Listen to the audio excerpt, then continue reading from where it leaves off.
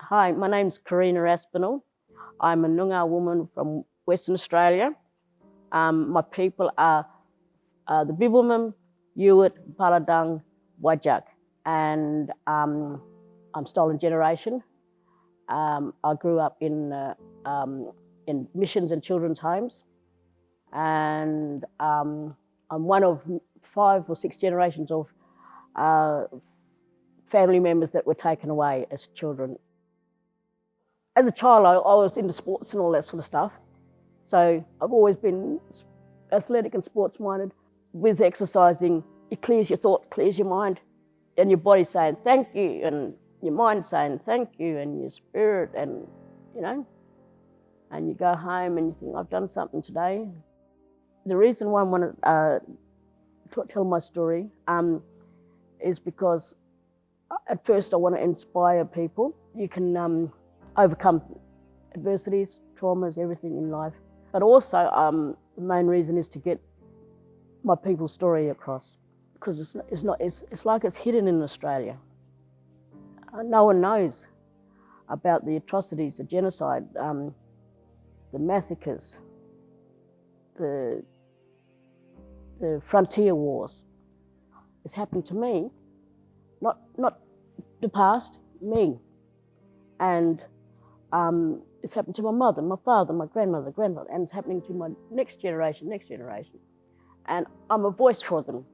And I'm just wanting to help heal this country so we can all heal and all finally become one. The stolen generation is children that were taken away from their parents, from their family, from their culture, and put into missions to become Christianized and to announce their Aboriginality and be trained to be domestic servants and slave labour for the men. I was raped in the children's home and also molested, and I just had enough, and I just found out where my auntie was, and I ran away from the home when I was 11, going on 12, and I knew my mum was around that area, so I went and stayed up there, and it was just so another world, foreign to me. Everyone was foreign to me. We were strangers. Yeah, we knew we were mother and daughter, but we were strangers, and she was just battling to survive herself.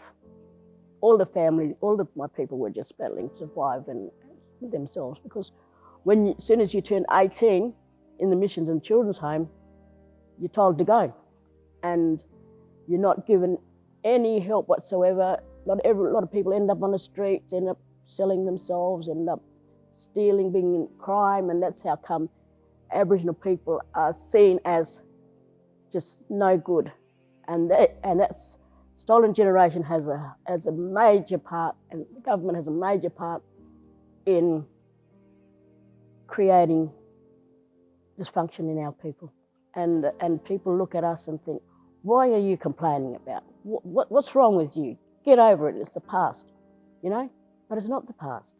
It's here. I'm here. As soon as I left Western Australia and come to South Australia,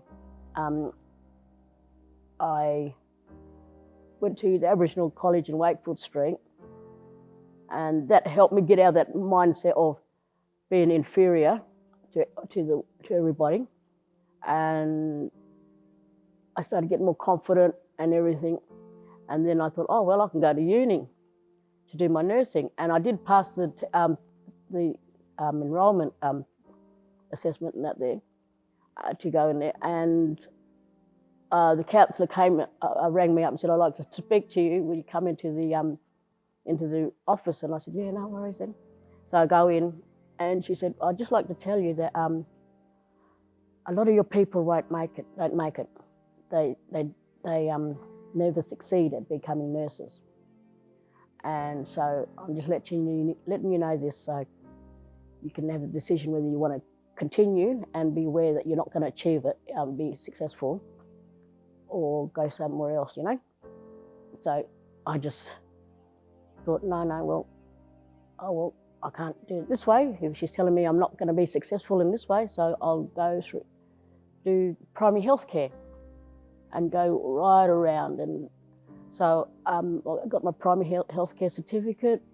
I went out into the Aboriginal remote communities and worked as a community health worker with the Royal Flying Doctor Service and registered nurses, and things were really good. Yep. So I really worked hard for that. Us women and us Aboriginal women, we get to a certain age and we think, rightio, it's time for me just to sit and no more exercising, no more enjoying life. You just got to sit now and be old. We've got generational trauma in our culture, and we learn from each other, the women, and the trauma is that bad that most of the women, we're just surviving, and they're surviving, and you get to a certain age where you think, well, I'm this age now, I can just sit and do nothing and just wait to die. I got in touch with Aboriginal organisation Nunkawarra who were providing fitness groups, and that was in 2017, and they're doing water aerobics and also a gym and all that sort of stuff, and that's when I decided, no, I'm going to go and become fit and healthy and live life. I come to George Street Gym. We do different levels of training with the circuit. Sometimes we're doing the cardio, sometimes we're doing upper body, and at night time I go to do Zumba with Zumba Laser. It's a Latin group, and that's full on. It's an hour of non-stop exercising, and being a part of here, you like people like Mariah and George. They don't care what age you are. They go, come on, you can do it, And they're such lovely, beautiful human beings.